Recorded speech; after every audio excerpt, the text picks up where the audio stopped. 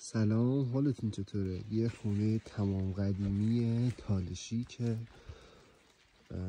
هم مسالک برای سربندیش استفاده میکنه از چوب، هم خود بنا از چوب ساخته شده و یکی از چیزایی که خیلی کم الان پیدا میشه و اگه دقت کنید با گل روز سیغل داده شده دیوراش، اما خب خاطر اینکه مرمت نشده و خراب میشه.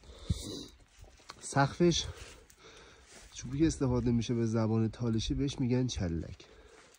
تو قدیم ها که حلب مد نبوده و کم بوده از چلک استفاده میشه. نمای داخل داریم میبینیم که اینجوری هستش،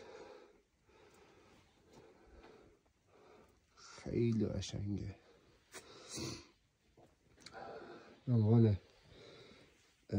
جایی که برای پخت و پز نون استفاده میشده از اینجا استفاده میشده و این سیاهی حاصل سوختن هیزمه که رو دیوارا نشسته و همینطور سقف که با تیرها به هم وصل شده. نمای فوق العاده خوشگل و زیبا درست کرده.